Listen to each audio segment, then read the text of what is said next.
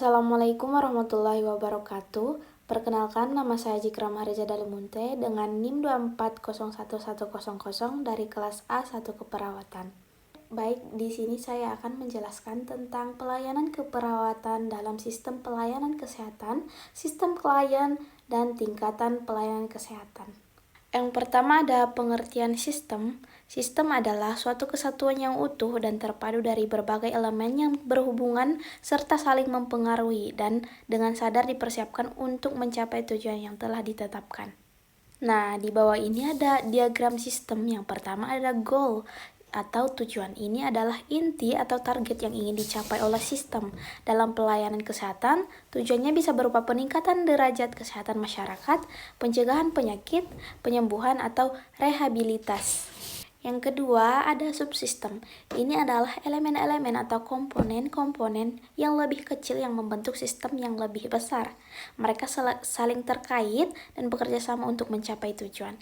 Dalam pelayanan kesehatan, subsistem bisa meliputi sumber daya manusia seperti dokter, perawat, dan tenaga kesehatan lainnya. Terus ada fasilitas seperti rumah sakit, klinik, dan puskesmas. Terus ada peralatan medis, prosedur dan kebijakan, informasi, pendanaan, dan pasien. Yang ketiga ada hubungan timbal balik. Panah-panah dalam diagram menunjukkan bahwa subsistem ini tidak berdiri sendiri, melainkan saling berinteraksi dan mempengaruhi satu sama lain. Gangguan pada satu subsistem dapat berdampak pada subsistem lainnya, dan pada akhirnya mempengaruhi pencapaian tujuan sistem. Baik, di bawah ini juga ada health system dimension atau dimensi sistem kesehatan. Yang pertama ada people atau orang terletak di tengah, menunjukkan bahwa orang adalah fokus utama dari sistem kesehatan. Yang kedua ada governance atau tata kelola. Ini mengacu pada kepemimpinan, peraturan, dan kebijakan yang mengatur sistem kesehatan. Ketiga, ada service delivery atau penyediaan pelayanan. Ini merujuk pada bagaimana layanan kesehatan disampaikan pada masyarakat. Misalnya rumah sakit, puskesmas, klinik, atau lainnya. Yang keempat, ada information atau informasi. Penting untuk mengambil keputusan, pemantauan, dan evaluasi dalam sistem kesehatan. Next ada financing atau pembiayaan. Ini adalah bagaimana biaya layanan kesehatan dibayar dan dikelola. Next ada sumber daya manusia, meliputi semua tenaga kerja di bidang kesehatan seperti dokter, perawat, apoteker, dan lain-lain. Yang terakhir ada medicine and health technologies atau obat-obatan dan teknologi kesehatan. Ini meliputi ketersediaan dan penggunaan obat-obatan, peralatan medis, dan teknologi lainnya yang mendukung pelayanan kesehatan. Jadi, bagian ini menggambarkan model komprehensif tentang elemen-elemen kunci yang harus ada dan berfungsi dengan baik agar satu sistem kesehatan dapat bekerja efektif. Semua dimensi ini saling terkait dan mempengaruhi satu sama lain. Misalnya, tata kelola yang baik akan memastikan pembiayaan yang adil dan penyediaan layanan yang efisien, yang pada gilirannya membutuhkan sumber daya manusia yang berkualitas dan ketersediaan obat serta teknologi yang memadai. Semua berpusat pada kebutuhan dan kesehatan masyarakat. Selanjutnya ada sistem klien dalam pelayanan kesehatan. Sistem klien dalam pelayanan kesehatan merujuk pada individu, keluarga, kelompok, atau masyarakat yang menerima asuhan keperawatan. Setiap sistem klien memiliki karakteristik unik yang perlu dipertimbangkan oleh perawat dalam memberikan asuhan keperawatan. Yang pertama ada individu. Ini adalah pasien tunggal, misalnya seorang pasien yang dirawat di rumah sakit karena demam atau seseorang yang datang ke puskesmas untuk imunisasi. Yang kedua ada keluarga. Ini adalah unit sosial pertama di mana individu berada. Kesehatan satu anggota keluarga seringkali mempengaruhi seluruh keluarga, dan sebaliknya. Contoh, keluarga yang merawat anggota lansia di rumah, atau orang tua dari anak yang sakit. Yang ketiga ada kelompok. Ini adalah kumpulan orang yang memiliki kesamaan tertentu, baik itu dari segi kesehatan, profesi, usia, maupun lokasi. Contohnya kelompok ibu hamil yang mengikuti kelas antenatal, kelompok lansia yang senang bersama di panti jompo, atau kelompok penderita diabetes yang rutin mengikuti edukasi. Next, yang keempat ada masyarakat. Ini adalah populasi yang lebih besar, bisa berupa RT ataupun RW, desa, kota, atau bahkan negara. Fokus keperawatan di tingkat ini adalah kesehatan seluruh komunitas. Contoh, program imunisasi massal di suatu daerah, kampanye kebersihan lingkungan, atau screening kesehatan di kelurahan. Nah, pada slide ini menggambarkan sebuah ekosistem pelayanan kesehatan di tingkat komunitas, terutama puskesmas di Jawa Barat.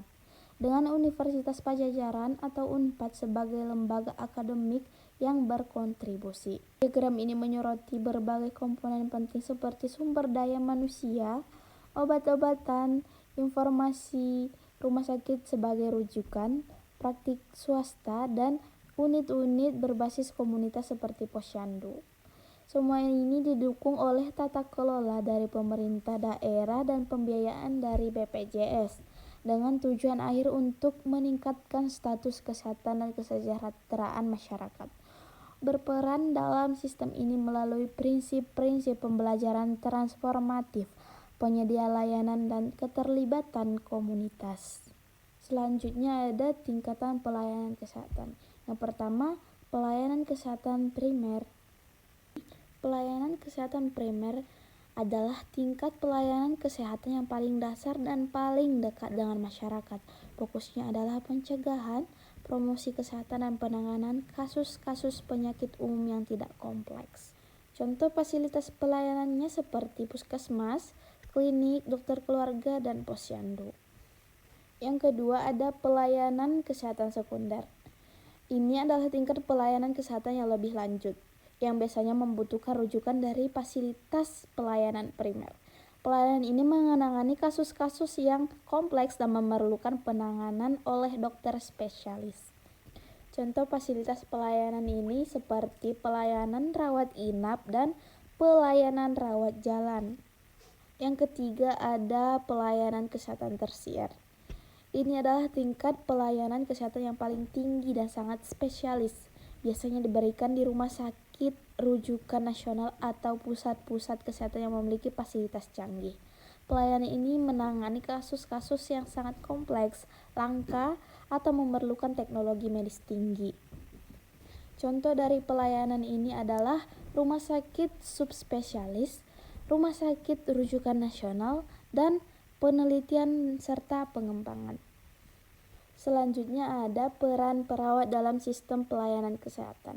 Perawat memiliki peran yang sangat penting dan beragam dalam menyediakan pelayanan kesehatan. Peran-peran ini dapat dikategorikan menjadi beberapa fungsi utama. Yang pertama ada pemberi asuhan keperawatan. Ini adalah peran inti dari seorang perawat.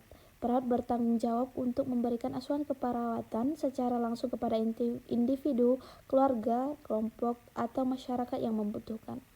Proses asuhan keperawatan ini dilakukan secara sistematis dan meliputi beberapa tahapan. Tahap yang pertama ada pengkajian. Tahap awal di mana perawat mengumpulkan data lengkap tentang kondisi kesehatan pasien, baik fisik, mental, sosial, maupun spiritual. Ini bisa melalui wawancara, observasi, pemeriksaan fisik, dan melihat rekam medis. Kedua, ada diagnosis keperawatan. Setelah data terkumpul, perawat menganalisis untuk mengidentifikasi masalah kesehatan aktual atau potensial yang dapat diatasi melalui intervensi keperawatan. Diagnosis ini berbeda dengan diagnosis medis. Yang ketiga ada perencanaan. Setelah diagnosa ditetapkan, perawat menyusun rencana asuhan keperawatan. Ini melibatkan penetapan tujuan yang spesifik, terukur, dapat dicapai, relevan, dan berbatas waktu, serta menentukan intervensi keperawatan yang akan dilakukan. Yang keempat ada implementasi, tahap di mana perawat melaksanakan tindakan-tindakan yang telah direncanakan. Ini bisa berupa memberikan obat, melakukan prosedur medis, memberikan edukasi kesehatan, atau membantu aktivitas sehari-hari pasien. Yang terakhir ada evaluasi. Setelah implementasi, perawat mengevaluasi sejauh mana tujuan asuhan keperawatan telah tercapai. Ini melibatkan penilaian terhadap respon pasien terhadap intervensi dan jika perlu merevisi rencana asuhan. Next, yang kedua ada perawat sebagai advokat pasien. Perawat bertindak sebagai juru bicara atau pembela hak-hak pasien, yaitu untuk memastikan bahwa pasien menerima pelayanan kesehatan yang aman, berkualitas dan sesuai dengan hak-hak mereka. Ini termasuk memastikan pasien mendapatkan informasi yang cukup tentang kondisi mereka, pilihan pengobatan, serta hak untuk menolak pengobatan atau mendapatkan privasi. Perawat akan memastikan suara pasien didengar dan kebutuhan mereka terpenuhi. Yang ketiga, perawat sebagai pendidik kesehatan. Perawat memiliki peran penting dalam memberikan edukasi atau pendidikan kesehatan. Targetnya adalah pasien, keluarga pasien, dan juga masyarakat umum. Topik edukasi ini bisa mencakup berbagai hal, mulai dari pencegahan penyakit, misalnya pentingnya cuci tangan, vaksinasi, cara mengelola penyakit kronis, misalnya diet untuk diabetes, promosi kesehatan misalnya penting olahraga hingga persiapan sebelum atau sesudah prosedur medis. Tujuannya adalah meningkatkan pengetahuan dan kesadaran kesehatan. Next, yang keempat ada koordinator pelayanan kesehatan. Perawat seringkali berada di garis depan pelayanan kesehatan dan berperan dalam mengkoordinasikan berbagai aspek pelayanan. Tujuannya untuk memastikan bahwa pelayanan kesehatan yang diberikan kepada pasien terkoordinasi dengan baik dan bersifat komprehensif. Ini berarti perawat menjembatani komunikasi antara pasien, dokter, ahli gizi, fisioterapis, pekerja sosial, dan profesional kesehatan lainnya. Perawat memastikan semua pihak bekerja sama untuk mencapai tujuan kesehatan pasien. Jadi singkatnya, perawat adalah pilar utama dalam kesehatan pelayanan kesehatan.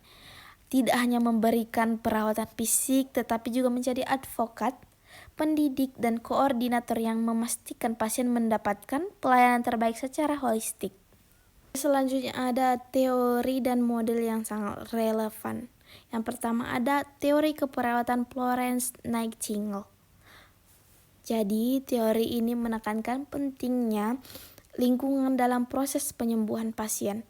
Florence yang sering disebut sebagai pelopor keperawatan modern sangat percaya bahwa lingkungan yang bersih, sehat, dan nyaman sangat esensial untuk pemulihan pasien. Next ada teori keperawatan menurut Virginia Henderson. Dia mendefinisikan keperawatan sebagai bantuan kepada individu untuk melakukan aktivitas yang penting bagi kesehatan dan pemulihan mereka, yang akan mereka lakukan sendiri jika mereka mempunyai kekuatan, kemauan, atau pengetahuan yang diperlukan. Intinya, perawat membantu pasien untuk melakukan apa yang tidak bisa mereka lakukan sendiri karena keterbatasan fisik, mental, atau pengetahuan dengan tujuan agar pasien bisa mandiri secepat mungkin. Ada pelayanan kesehatan masyarakat Primal Health Care atau PHC. Ini adalah pendekatan pelayanan kesehatan yang berfokus pada kebutuhan kesehatan masyarakat secara keseluruhan.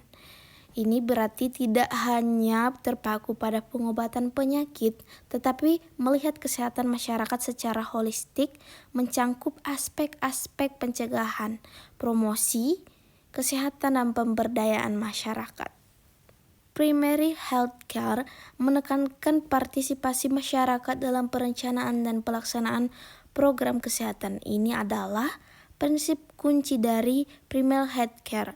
Artinya, masyarakat tidak hanya menjadi objek pelayanan, tetapi juga subjek yang aktif terlibat dalam merencanakan program kesehatan yang sesuai dengan kebutuhan mereka, serta ikut dalam pelaksanaannya. Ini mendorong rasa kepemilikan dan keberlanjutan program. Next, ada masalah terkait pelayanan keperawatan dalam sistem pelayanan kesehatan di Indonesia. Yang pertama ada kesenjangan dalam akses pelayanan kesehatan. yaitu distribusi tenaga kesehatan, terutama di daerah terpencil dan pulau-pulau terluar. Akses ke tenaga kesehatan termasuk perawat masih sangat terbatas. Hal ini menyebabkan kesulitan bagi masyarakat untuk mendapatkan pelayanan keperawatan yang memadai. Lalu ada fasilitas kesehatan. Ketersediaan fasilitas kesehatan yang memadai terutama di tingkat pelayanan kesehatan primer juga masih menjadi masalah. Banyak puskesmas dan klinik kekurangan peralatan dan obat-obatan. Lalu ada keterjangkauan biaya. Biaya pelayanan kesehatan, terutama di fasilitas kesehatan swasta, masih menjadi kendala bagi sebagian masyarakat. Hal ini menghalangi mereka untuk mendapatkan pelayanan keperawatan yang dibutuhkan. Kedua, ada kualitas pelayanan keperawatan, yaitu kurangnya sumber daya manusia. Jumlah perawat yang tersedia masih belum mencukupi kebutuhan pelayanan di Indonesia.